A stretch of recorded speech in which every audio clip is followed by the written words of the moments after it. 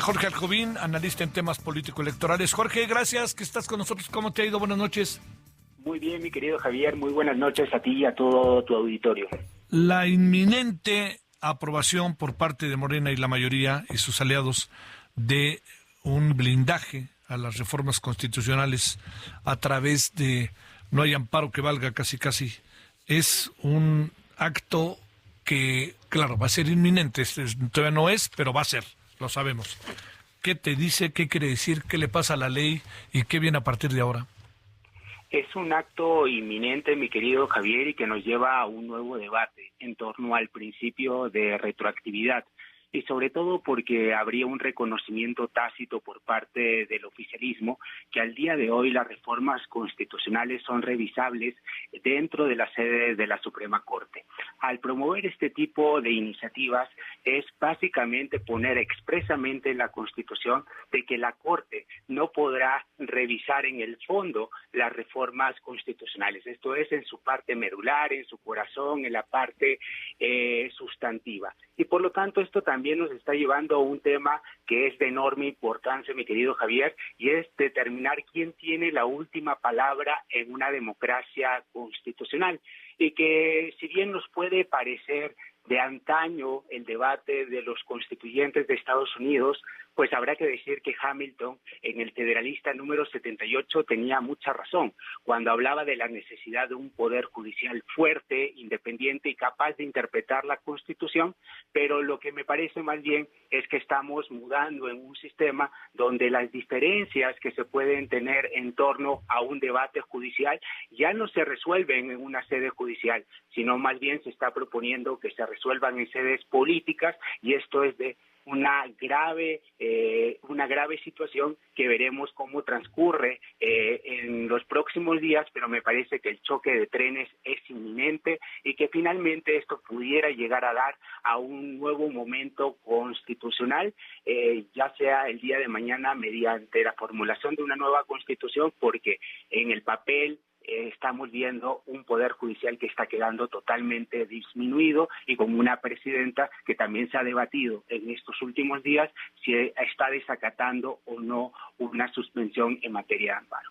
Oye, pero ¿no tienes la impresión, Jorge, que el asunto de un choque de trenes, que nos parece muy brutal, que tenemos muchas interpretaciones al respecto, pero no te parece que en el fondo el choque de trenes tiene un ya muy seguro, por decirlo de alguna manera, ganador? Efectivamente, ya hay un ganador anunciado y esto es de enorme preocupación. ¿Por qué? Porque estamos viendo que la última palabra, en este caso, lo tendrá el legislativo, y esto es enormemente preocupante porque es un poder que al final del día se mueve por intereses personales, por intereses políticos, y no está buscando la interpretación de la propia Constitución.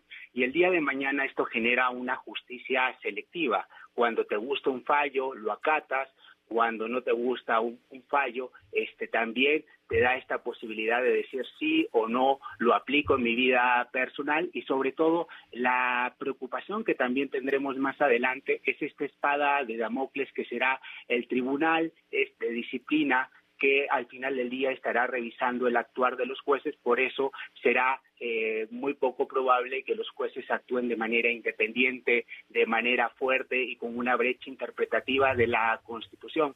Y además habrá que recordar que dentro del propio debate del constituyente de Estados Unidos, y que es muy aleccionador también en el caso mexicano, el poder judicial era enormemente importante porque es un poder que no tiene el poder del dinero ni el poder del ejército, y por lo tanto lo que veía era justamente la protección de los derechos y sobre todo mantener la unidad de la República. Y con este tipo de interpretaciones me parece que se están yendo al diablo las instituciones.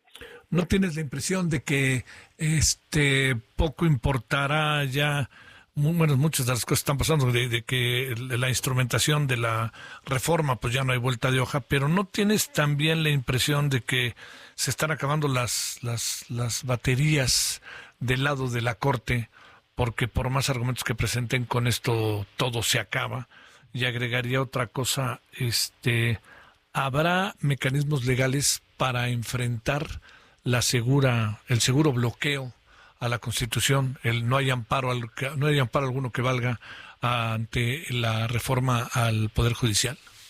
Coincido, me parece que las municiones se están acabando y este será el último clavo en el ataúd del Poder Judicial, sobre todo si tomamos en cuenta que en las próximas horas, en los próximos días, el propio Tribunal Electoral muy probablemente dará luz verde a lo que se conoce como la continuidad en el desarrollo y organización de este proceso de elección de jueces, magistrados y ministros de la Corte. Por lo tanto, me parece que esto será un efecto dominó y que la única manera de contrarrestarlo será no solamente con un diálogo, una deliberación, sino con una movilización social. Y habrá que decir que si bien ha sido importante la reacción por parte del Poder Judicial, ha quedado encapsulada y esto es preocupante, sobre todo, por ejemplo, cuando comparamos esta reforma judicial con la reacción, por ejemplo, que hubo en Israel en contra de las propias reformas al Poder Judicial que se plantearon en su momento y que llevaron a una movilización masiva. Lo que hemos visto en nuestro país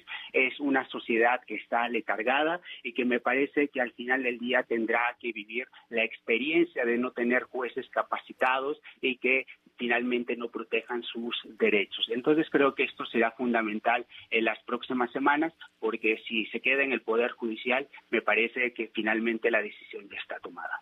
Esta respuesta que se da cotidianamente cuando se habla de este tema, cuando la mayoría escucha las opiniones de la oposición y casi que dice no tengo por qué por ningún motivo atenderlos o hacerles caso, la presidenta dijo que no va a hablar con la oposición, y cuando agrego esto dice yo hablo con el pueblo y tengo el mandato del pueblo. Esta parte, ¿cómo podemos leerla en términos de la democracia representativa de nuestra sociedad?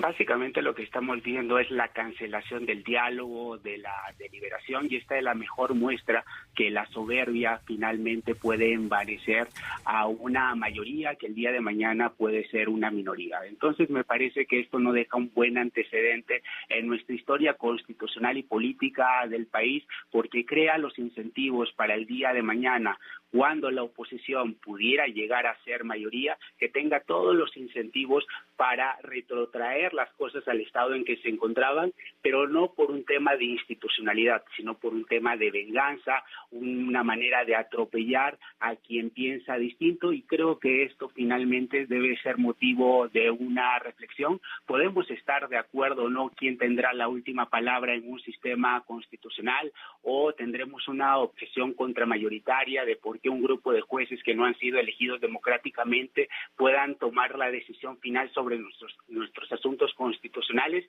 pero me parece que con independencia de eso, la discusión debe de ser ¿dónde vamos a dirimir nuestros conflictos? ¿En sede judicial o en sede política? Y me parece que optar por esta segunda opción será motivada al final del día por intereses y presiones políticas que nos darán poca certidumbre a los ciudadanos de a pie, y esto creará los incentivos para que las personas que más tienen en este país pues lleven sus juicios en otras latitudes y no en México, y se sufran aquí las consecuencias por quienes menos tenemos en este país. A ver, una última, Jorge, digamos, si partimos que el asunto está virtualmente consolidado, ¿no? Terminado, definido, establecido. La pregunta es,